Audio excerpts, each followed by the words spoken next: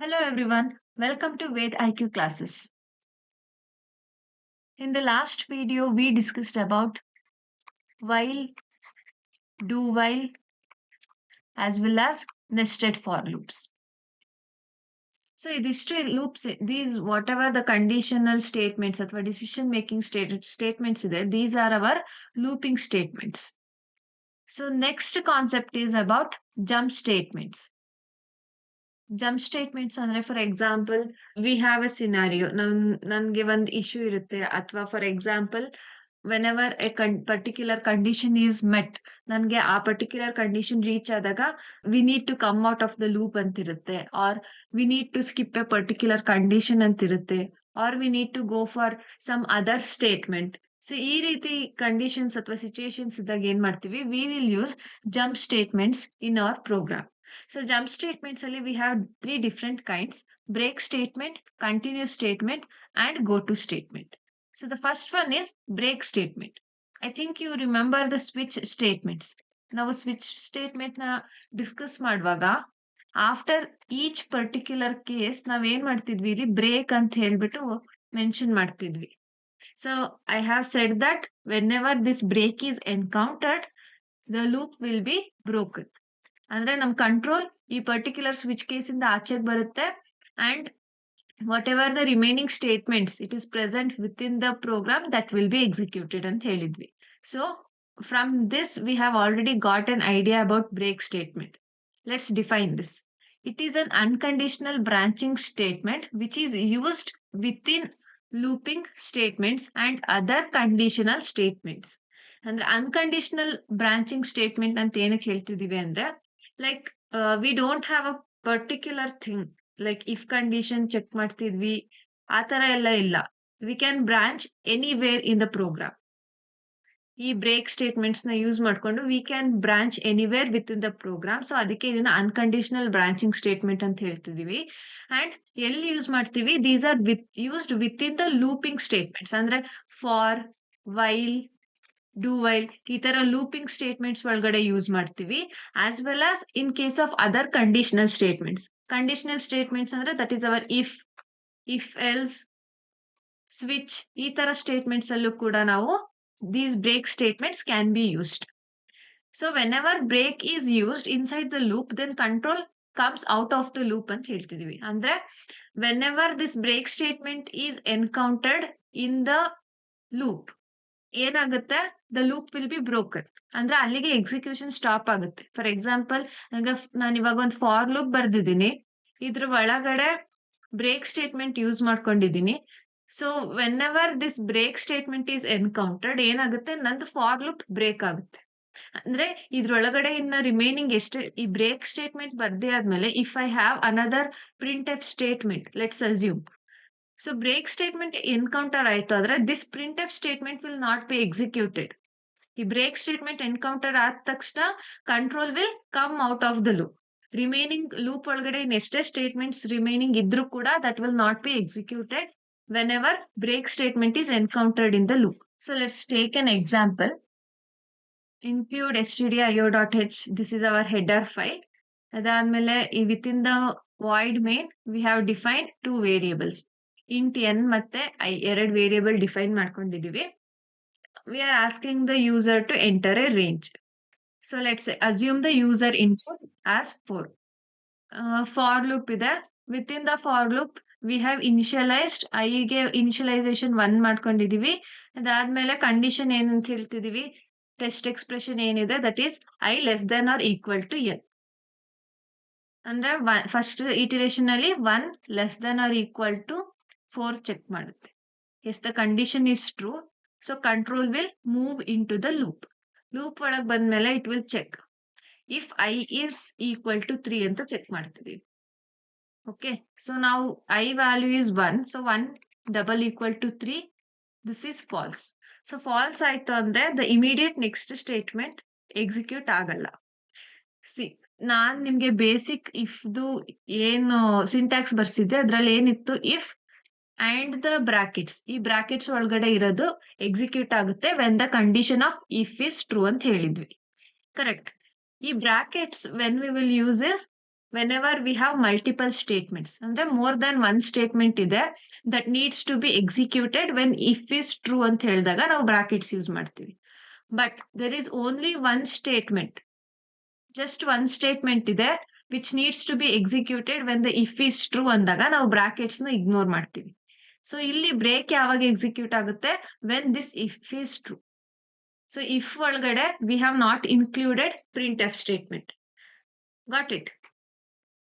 If ಈ ತರ ಇತ್ತು ನಮ್ ಪ್ರೋಗ್ರಾಮ್ ಅಂದಿದ್ರೆ, ಲೈಕ್ ಇಫ್ ಅದಾದ್ಮೇಲೆ break and then printf ಇದ್ದಿದ್ರೆ, this print F will also be executed when the if condition is true.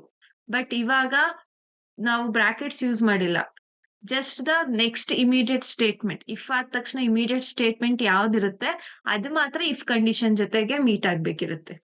Got it? So ನಾವು I double equals to 3. This condition has become false.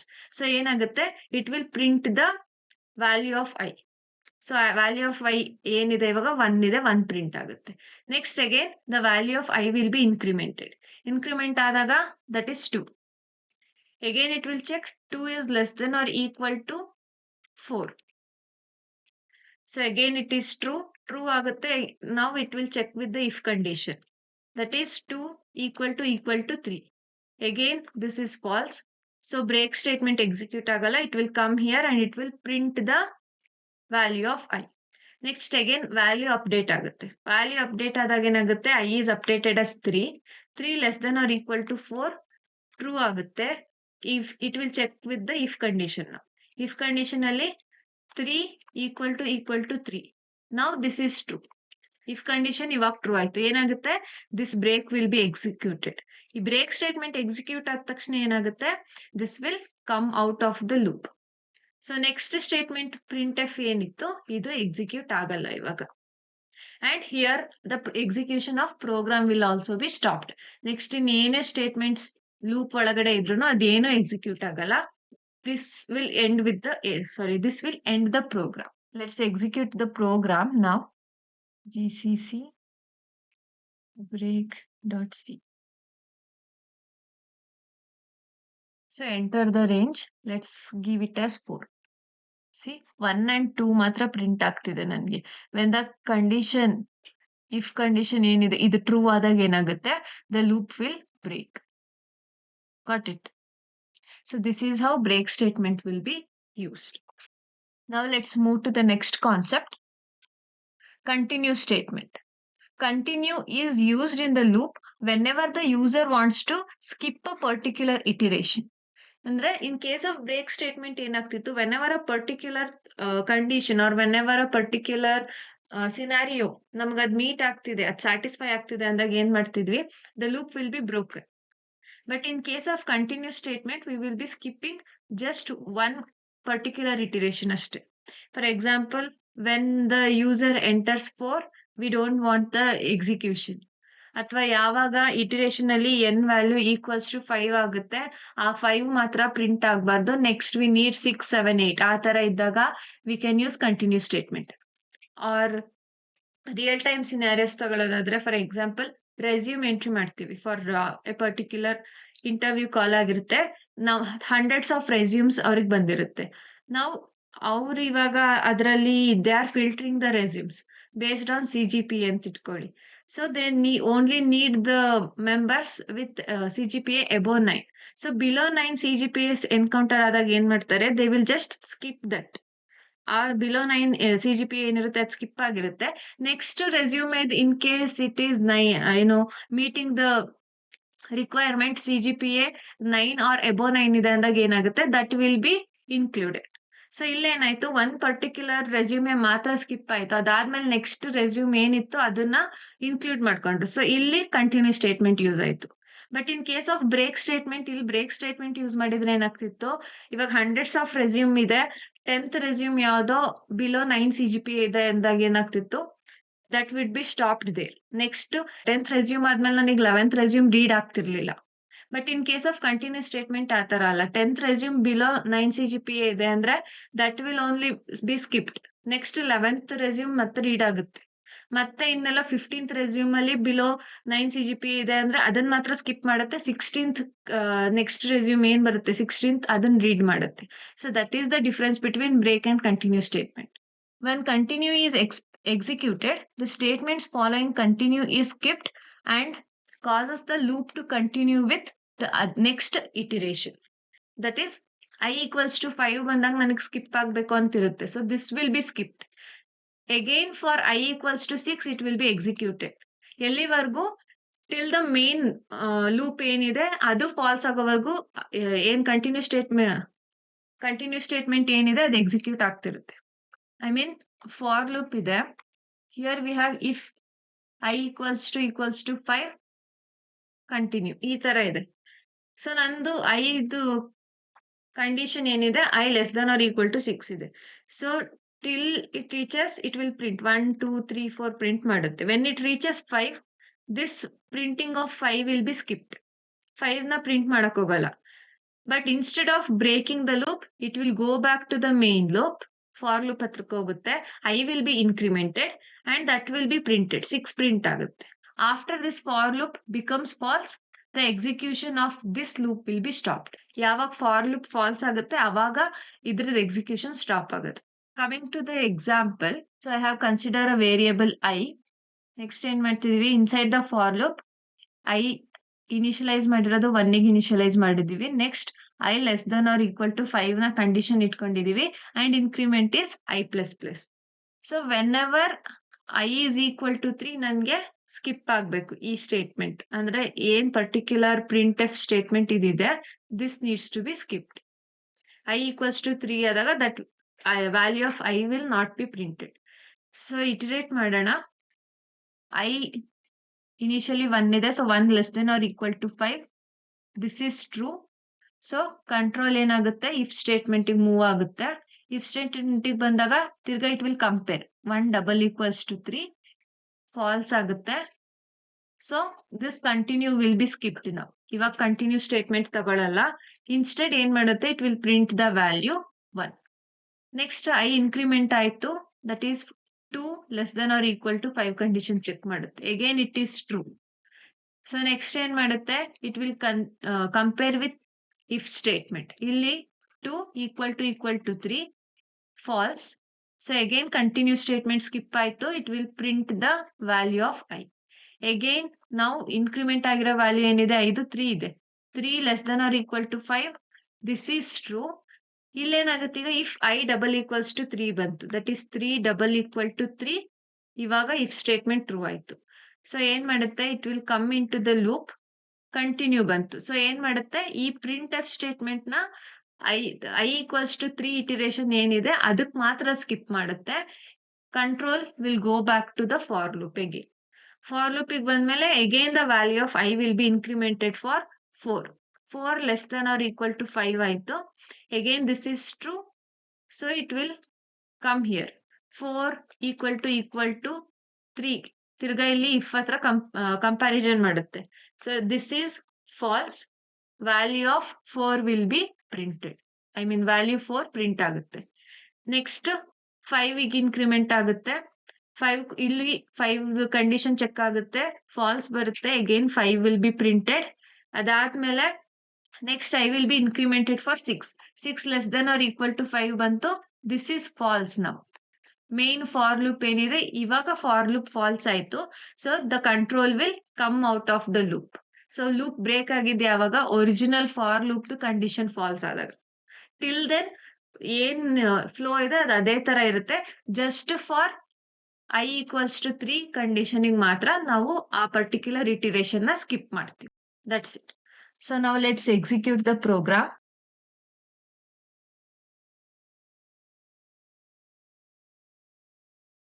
I less then or equal to 5 ಕೊಟ್ಟಿದೀವಿ. You can see that 3 print ಆಗಿಲ್ಲ.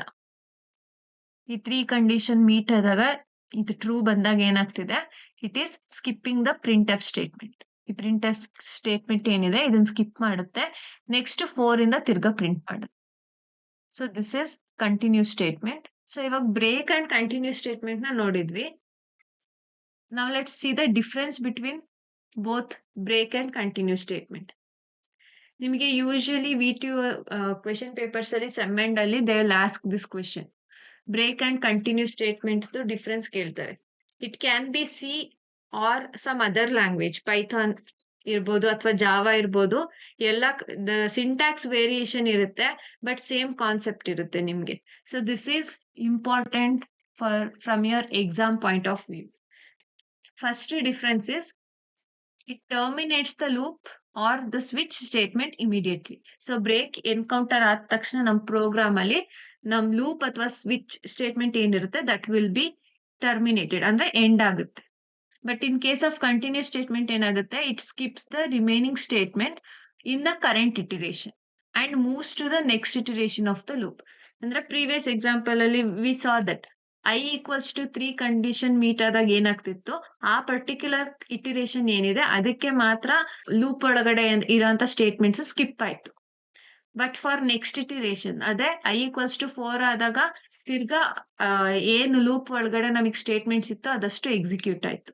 ಇನ್ case of break statement ಏನಾಗಿತ್ತು, remaining statements ಅಥವಾ remaining iterations run ಆಗ್ಲಿಲ್ಲ, ಅಲ್ಲಿಗೆ stop ಆಗಿತ್ತು loop. But ಇಲ್ಲಿ continue ಸ್ಟೇಟ್ಮೆಂಟ್ಗೆ ಆ ಪರ್ಟಿಕ್ಯುಲರ್ ಕಂಡೀಷನ್ ಏನಿದೆ ಅದು ಮೀಟ್ ಆಗ್ತಿದೆ ಅಂದಾಗ ಆ ಪರ್ಟಿಕ್ಯುಲರ್ ಇಟಿರೇಷನ್ ನ ಮಾತ್ರ ಸ್ಕಿಪ್ ಮಾಡುತ್ತೆ. ನೆಕ್ಸ್ಟ್ ಫರ್ದರ್ ಇಟಿರೇಷನ್ಸ್ ಏನಿರುತ್ತೆ ಅದು ಯೂಶುವಲ್ ಆಗಿ ಕಂಟಿನ್ಯೂ ಆಗುತ್ತೆ. ಎಫೆಕ್ಟ್ ಆನ್ ದ ಲೂಪಿಗೆ ಬಂದ್ರೆ it exits the loop completely. But in case of continue statement next iteration will be executed. Execution after the statement, that is control moves to the first statement after the loop or the switch statement. ಅಂದ್ರೆ break statement encounter ಆಗಿ next ಯಾವ statement execute ಆಗುತ್ತೆ ಅಂತ ಹೇಳ್ತಿರೋದು. So ಇಲ್ಲೇನಾಗುತ್ತೆ, break statement encounter ಆದ ತಕ್ಷಣ control ಏನಾಗುತ್ತೆ, it will move to the statement which is after the loop. ಅಂದ್ರೆ ಇವಾಗ ಬ್ರೇಕ್ ಇಲ್ಲಿ ಎನ್ಕೌಂಟರ್ ಆಗ್ತಿದೆ ಲೂಪ್ ಒಳಗಡೆ, ಇಲ್ಲಿ ನೆಕ್ಸ್ಟ್ ನನಗೆ ಪ್ರಿಂಟ್ ಎಫ್ ಸ್ಟೇಟ್ಮೆಂಟ್ ಇದೆ ಔಟ್ ಆಫ್ ದ ಲೂಪ್, ಅಂದ್ರೆ this print F statement will be executed. But in case of continue statement ಏನಾಗುತ್ತೆ, the control will return to the loop condition. ನಾವು for loop ಅಲ್ಲಿ ನೋಡಿದ್ವಿ, I equals to 3 condition meet ಆದಾಗ continue statement ಏನ್ ಮಾಡಿತ್ತು, control ನ main for loop ಏನಿತ್ತು ಅದಕ್ಕೇನೆ ರಿಟರ್ನ್ ಮಾಡಿತ್ತು.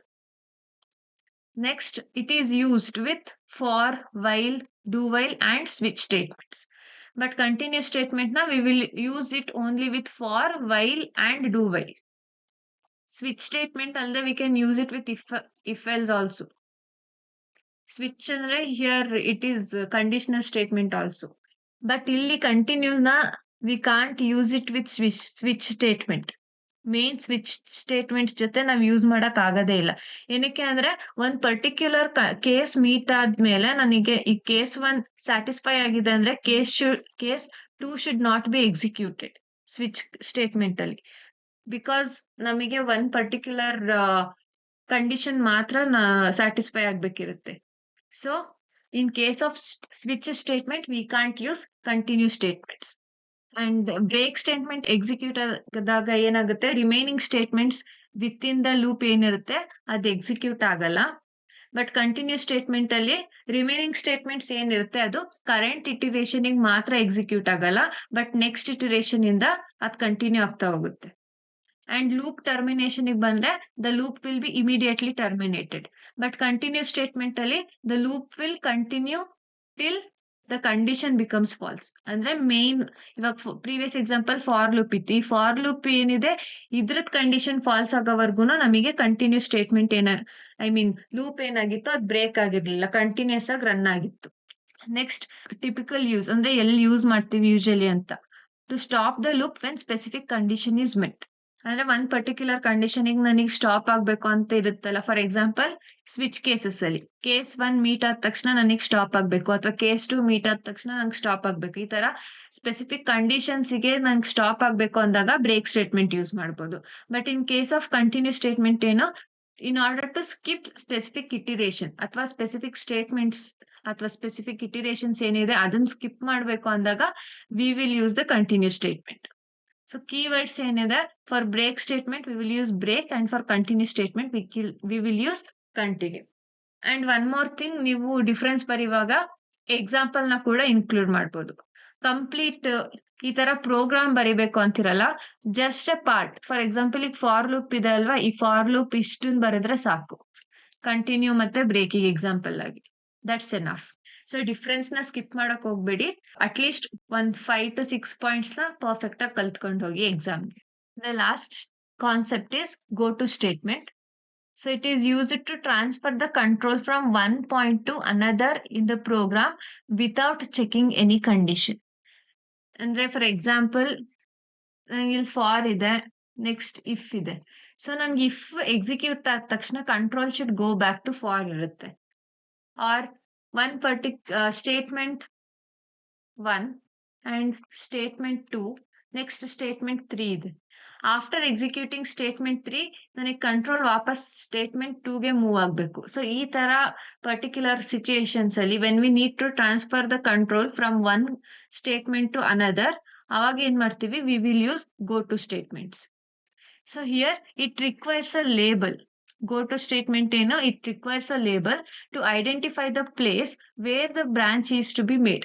Where the branch is to be made ಅಂದ್ರೆ ಯಾವ ಪರ್ಟಿಕ್ಯುಲರ್ ಸ್ಟೇಟ್ಮೆಂಟ್ಗೆ ನನ್ನ ಕಂಟ್ರೋಲ್ನ ನಾನು ಪಾಸ್ ಆನ್ ಮಾಡ್ಬೇಕಿರುತ್ತೆ, ಅದನ್ನ ನೇಮ್ ಮಾಡ್ಕೊಳ್ಳೋದಕ್ಕೆ ಏನ್ ಮಾಡ್ತೀವಿ, we will use a label. The label is a valid variable name and it must be followed by a colon. ಅಂದ್ರೆ ನಾವು ವೇರಿಯಬಲ್ ನೇಮ್ ನ ಡಿಫೈನ್ ಮಾಡೋದಕ್ಕೆ ಯಾವ ರೂಲ್ಸ್ ಯೂಸ್ ಮಾಡ್ತೀವಿ ಅದನ್ನೇ ಲೇಬಲ್ ನೇಮ್ ಮಾಡೋದಕ್ಕೂ ಯೂಸ್ ಮಾಡಬೇಕು. ಯಾವ್ದನ್ನ ಯೂಸ್ ಮಾಡ್ತೀವಿ ವೇರಿಯಬಲ್ ನೇಮ್ ಡಿಫೈನ್ ಮಾಡೋದಕ್ಕೆ? Same as identifiers. ಐಡೆಂಟಿಫೈಯರ್ಸ್ ನ ನೇಮ್ ಮಾಡೋದಕ್ಕೆ ಯಾವ ರೂಲ್ಸ್ ಯೂಸ್ ಮಾಡ್ತೀವಿ ಅದನ್ನೇ ನಾವು ವೇರಿಯಬಲ್ ಡಿಫೈನ್ ಮಾಡೋದಕ್ಕೂ ಯೂಸ್ ಮಾಡೋದು. ಯಾಕೆಂದ್ರೆ variable is also a type of identifier. So labels ನ ನಾವು ನೇಮ್ ಮಾಡುವಾಗ we need to follow these rules. And label ನ ಬರ್ದಿ ಆದ್ಮೇಲೆ ಏನು, the colon is important. Label and then the colon. Label is placed immediately before the statement where the control is to be transferred. See, syntax ಅಲ್ಲಿ ನೀವು observe ಮಾಡ್ಬೋದು, label ನ before the statement ಬರ್ದಿದೀವಿ. So ಈ ಸ್ಟೇಟ್ಮೆಂಟ್ಗೆ ನನಗೆ control move ಆಗಬೇಕು ಅಂದ್ರೆ before this statement I need to write the label name. Label ಬರ್ದಿ ಕೋಲನ್ ಮೆನ್ಷನ್ ಮಾಡಬೇಕು. Also, the label can be anywhere in the program, either before or after the go to statement. ಅಂದ್ರೆ go to label ಅಂತ ನಾನು ಫಸ್ಟೇ mention ಮಾಡಿ ಅದಾದ್ಮೇಲೆ label ನ define ಮಾಡ್ಬೋದು, or we can first define the label, ಅದಾದ್ಮೇಲೆ ಗೋ ಟು ಸ್ಟೇಟ್ಮೆಂಟ್ ನು ಬರಿಬಹುದು. Both are valid. So this is an example program. Int I equals to 1 ಅಂತ ಡಿಫೈನ್ ಮಾಡ್ಕೊಂಡಿದೀವಿ. This is my label. Start ಅಂತ ಏನ್ define ಮಾಡಿದೀವಿ ಇದು ಲೇಬಲ್. ಸ್ಟಾರ್ಟ್ ಅಂತ ಬರ್ದಿ ಅದಾದ್ಮೇಲೆ ಕೋಲನ್ ಕೊಟ್ಟಿದೀವಿ. ನೆಕ್ಸ್ಟ್ ಪ್ರಿಂಟ್ ಎಫ್ %d/n(i) ಅಂತಿದೆ. ಸೊ ಐ ವ್ಯಾಲ್ಯೂ ಇನಿಷಿಯಲಿ 1 ಇದೆ, so it will print 1. And then i++. So i is incremented to 2 now. ಅದಾದ್ಮೇಲೆ we are checking with the condition if i is less then or equal to 5. So i value ಇವಾಗ 2 ಇದೆ, so 2 less then or equal to 5, true. So ಏನಾಗುತ್ತೆ, ಈ condition true ಇದೆ ಅಂದ್ರೆ if is true now, so go to start ಅಂದ್ರೆ ಇಲ್ಲಿಂದ control ಏನಾಗುತ್ತೆ, it will move to the statement. Go to control ಏನಾಗುತ್ತೆ, it will move to this print f. Now ಇಲ್ಲಿ ಸ್ಟಾರ್ಟಿಗೆ ಬಂತು, this start will give the control to this print F statement ಈಗ. So again it will print the value of i. I value ಏನಿದೆ 2 ಇದೆ, so 2 will be printed. And next i ಮತ್ತೆ increment ಆಗುತ್ತೆ 3. Again if condition ಹತ್ರ ಇಲ್ಲಿ check ಆಗುತ್ತೆ, that is 3 less then or equal to 5, true. ತಿರ್ಗಾ go to statement ಬರುತ್ತೆ, control will come back to print f. ಮತ್ತೆ ಐ ವ್ಯಾಲ್ಯೂ ಇನ್ಕ್ರಿಮೆಂಟ್ ಆಗಿತ್ತು, that is 4 less then or equal to 5, again true. ಮತ್ತೆ it will go back to the print F statement. So ಇದೇ ತರ loop ಆಗ್ತಿರುತ್ತೆ ಎಲ್ಲಿವರೆಗೂ loop ಜೊತೆಗೆ ಏನಾಗ್ತಿದೆ, ನನಗೆ ಪ್ರಿಂಟ್ ಕೂಡ ಆಗ್ತಿದೆ, ದಟ್ ಈಸ್ 3, 4 ಪ್ರಿಂಟ್ ಆಗಿದೆ.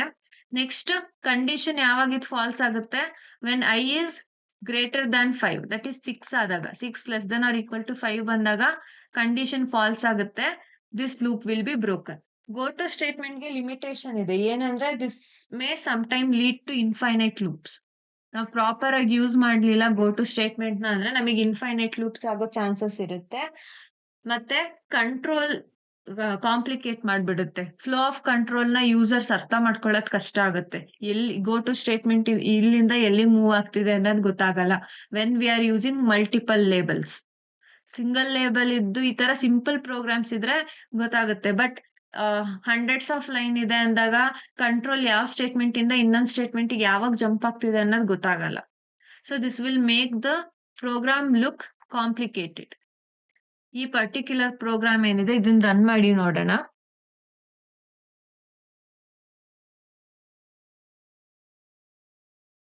ಸಿ 1 ಟು 5 ಪ್ರಿಂಟ್ ಆಗಿದೆ. ಈ ಕಂಡೀಷನ್ ಇಫ್ ಕಂಡೀಷನ್ ಏನಿದೆ ಇದು ಫಾಲ್ಸ್ ಆದಾಗ ಏನಾಗುತ್ತೆ? ಫ್ಲೋ ಸ್ಟಾಪ್ ಆಗುತ್ತೆ. ಲೂಪ್ ಇಂದ ಆಚೆಗೆ ಬರ್ತೀವಿ ನಾವು. Got it? So that's it for the video. ಈ ವಿಡಿಯೋ ನಿಮಗೆ ಇಷ್ಟ ಆಗಿದ್ರೆ please like it and follow our channel. One more thing, ನಾವಿಲ್ಲಿ ಏನ್ ಇಂಪಾರ್ಟೆಂಟ್ ಕ್ವೆಶನ್ಸ್ ಡಿಸ್ಕಸ್ ಮಾಡಿರ್ತೀವಿ in between, the same thing description ಅಲ್ಲಿ ಮೆನ್ಷನ್ ಮಾಡಿರ್ತೀವಿ. What ever the important questions VTU ಏನೇನ್ ಕೇಳಿದಾರೆ ಪ್ರೀವಿಯಸ್ ಇಯರ್ ಅಲ್ಲಿ, ಮತ್ತೆ ಇಂಪಾರ್ಟೆಂಟ್ ಕಾನ್ಸೆಪ್ಟ್ಸ್ ಏನಿರುತ್ತೆ ಅದನ್ನ ಡಿಸ್ಕ್ರಿಪ್ಷನ್ ಅಲ್ಲಿ ಮೆನ್ಷನ್ ಮಾಡಿರ್ತೀವಿ. Not only for this video, ಎಲ್ಲಾ ವಿಡಿಯೋದಲ್ಲೂ ಇರುತ್ತೆ. Do check the description. Thank you for watching.